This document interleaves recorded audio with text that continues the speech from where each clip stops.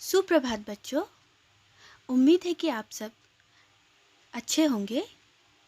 बच्चों, आज हम पढ़ाए गए पाठ चांद से थोड़ी सी गप्पे कविता के प्रश्न उत्तरों की चर्चा करेंगे।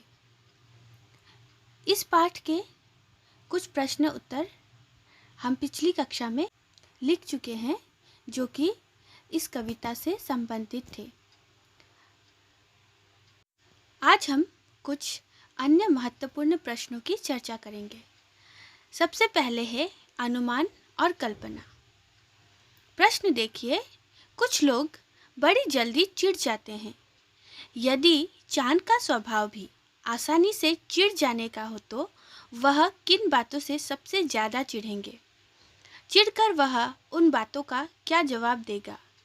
अपनी कल्पना से चांद की ओर से दिए गए जवाब लिखो। तो आप यही अनुमान लगा सकते हैं कि यदि चांद का स्वभाव आसानी से चिढ़ जाने का हो तो वह तिरछे कहे जाने पर जरूर चिढ़ेगा, है कि नहीं? कोई भी अगर किसी को तिरछा कहेगा तो उसे चिढ़ जरूर होगी। घटने बढ़ने की बीमारी की बात सुनकर भी उसे बहुत गुस्सा आएगा। वह चिढ़कर यही जवाब देगा कि वह तिरछा नहीं है और ना ही उसे घटने बढ़ने की बीमारी है। यह हमारी नज़र का फेर है कि वह हमें तिरछा नज़र आते हैं।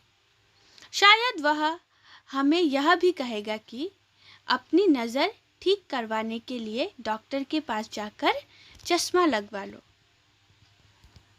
दूसरे प्रश्न है, चांद की पोशाक की क्या विशेषता है? चांद की पोशाक की यह विशेषता है कि आकाश के चारों तरफ फैली हुई है।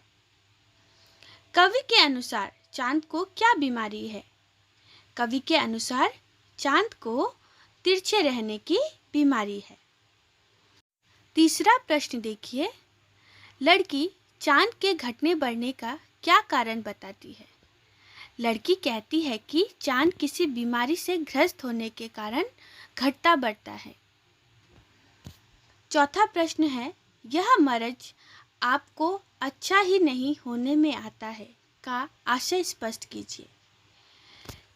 इस पंक्ति का आशय यह होगा कि चांद 15 दिन अमावस्या के अगले दिन से लेकर पूर्णिमा तक बड़ा होता है।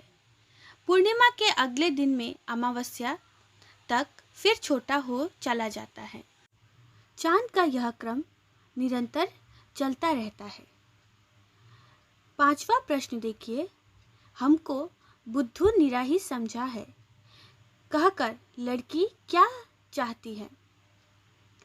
लड़की यह कहना चाहती है कि सारा आकाश तुम्हारे चारों ओर है। ऐसा लगता है जैसे यह संपूर्ण आकाश ही तुम्हारे वस्त्र हैं।